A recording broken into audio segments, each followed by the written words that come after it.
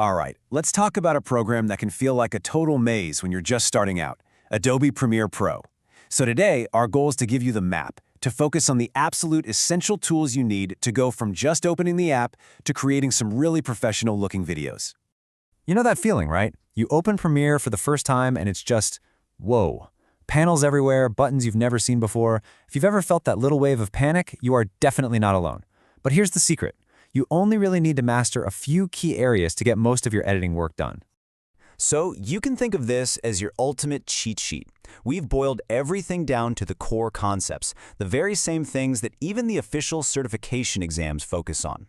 It all comes down to 3 fundamental pillars. Get these down, and you'll have a rock-solid foundation for pretty much any video project you can think of. Okay, our first pillar is the one that can instantly make your video look so much better, mastering color and light. This is how you take a shot that looks kind of flat and boring and turn it into something that feels really cinematic. And thankfully, Premiere gives us one central command center to do it all. So, let me introduce you to your new best friend in Premiere, the Lumetri Color panel.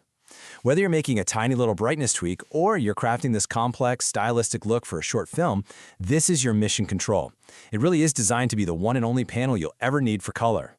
A huge feature here is just how efficient it is. You can use it to fine-tune one single shot, or you can apply the same consistent style across your entire timeline all at once.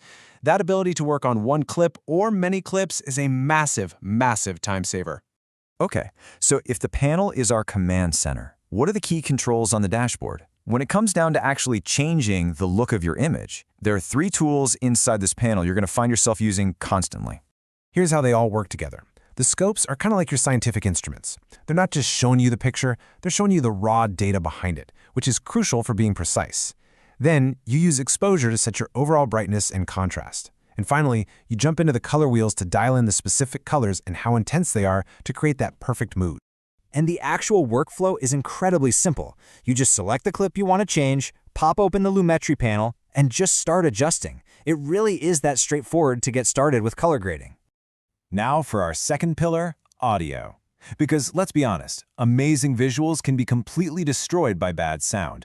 Luckily, Premiere gives us 2 really powerful panels to make sure our audio is crisp, clear, and perfectly balanced. Our first stop is the Essential Sound Panel.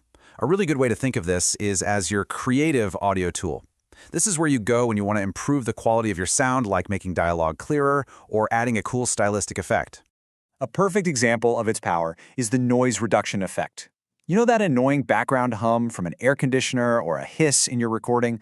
With just a few clicks right here, Premiere can intelligently remove it and dramatically clean up your sound. It is an absolute lifesaver. The other key audio tool is the Audio Clip Mixer. Now, if the Essential Sound panel is for the creative stuff, this panel is for the fundamentals, volume and stereo placement. It's less about changing the quality of the sound and more about controlling its level and its position.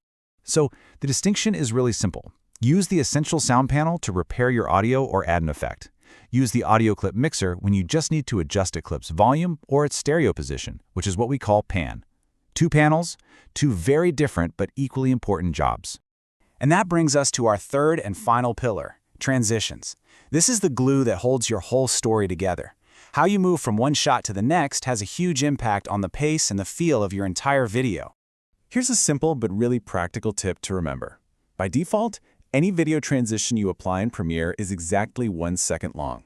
You can always drag it to be shorter or longer, but 1 second is always where it starts. So what is that default transition? The classic fade to black. It's a super clean way to end a scene, but Premiere is packed with others, from a simple dissolve, which it calls a gradual fade, to more dynamic stuff like wipes and zooms. Now here is a fantastic little insight that connects our last 2 sections. The way you apply a video transition is the exact same drag and drop process you use for an audio effect. You just find what you need in the effects panel and drag it right onto your clip in the timeline. One simple method for almost every effect. It's that easy. So let's do a quick recap of our 3 pillars. For anything to do with color, your home base is the Lumetri Color panel. For audio, you're going to use the Essential Sound panel for creative effects and the Audio Clip Mixer to control your levels. And finally, for transitions, it all happens in the effects panel with that simple drag and drop. Truly, if you can master these 3 areas, you've mastered the core of Premiere Pro. Because ultimately, these panels and tools are just instruments. They're powerful, sure, but they only exist to serve your creativity. We've decoded the software, so now the only question that really matters is, what story will you tell first?